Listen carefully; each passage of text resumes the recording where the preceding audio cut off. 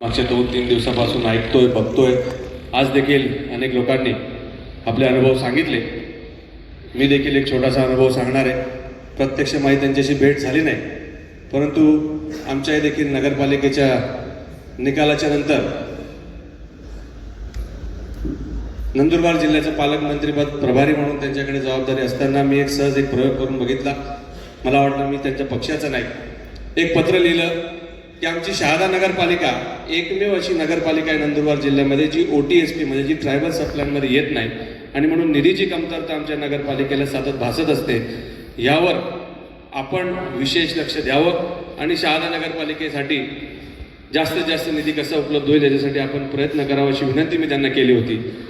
सहज पत्र पाठवलं होतं। मला वाटलं नव्हतं की इतके पटकन मला रिप्लाय येईल, परंतु 3 दिवसाच्या नंतर त्यांच्या OSच्या माध्यमातून पत्र आलं की तुम्ही जेव्हा मुंबईला याल तेव्हा प्रत्यक्ष येऊन भेटा आणि या विषयावर आपण चर्चा करण्यासाठी दादांनी आपल्याला बोलवलेलं आहे। योगायोगाने या मंगळवारी मी आणि आमचे मित्र योगेश भाऊ आम्ही मंत्रालयामध्ये होतो।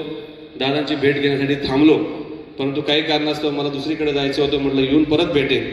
अर्धा तास त्यांच्या ऑफिसच्या बाहेर आम्ही थांबलो होतो, परंतु परत येईसोबत दादा दुसऱ्या एका कार्यक्रमासाठी निघून गेले होते।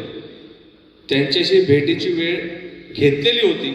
मला असं वाटलं की विसरून जातील, परंतु अजून 3 तासानंतर त्यांच्या OSचा फोन आला की जर तुमचं खूप अर्जंट असेल तर तुम्ही शनिवारी बारामती वाजता रात्री 8 वाजता 8 ते 10च्या दरम्यान तुम्ही येऊन भेटा किंवा मग पुढच्या मंगळवारी पुन्हा या।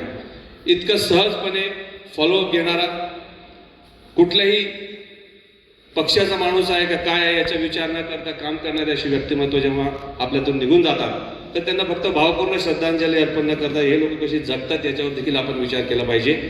प्रत्येक पक्षातले इथं पदाधिकारी असतील, वेगवेगळ्या विचारधारेचे लोक असतील। आपल्या पक्षाचा विचार सर्वसामान्यांपर्यंत पोहोचला पाहिजे आणि या विचाराच्या माध्यमातून आपली सत्ता बसली पाहिजे असा विचार प्रत्येक पक्षाच्या पदाधिकाऱ्याचा असतो। परंतु एकदा माणूस पदावर बसला तर तो सर्व लोकांचा असतो। कुठलाही पक्ष असेल, कुठलाही जातीभेदीचा माणूस असेल, त्याच्यासाठी आपण काम केलं पाहिजे ही भावना मनात ठेवून काम करणारे आदरणीय अजितदादा होते।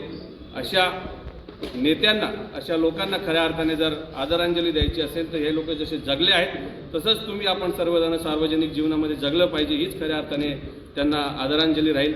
मी देखील आमच्या संपूर्ण शहादा शहरवासियांच्या वतीने, शहादा तालुक्याच्या वतीने आदरणीय दादांना भावपूर्ण श्रद्धांजली देतो आणि थांबतो। धन्यवाद।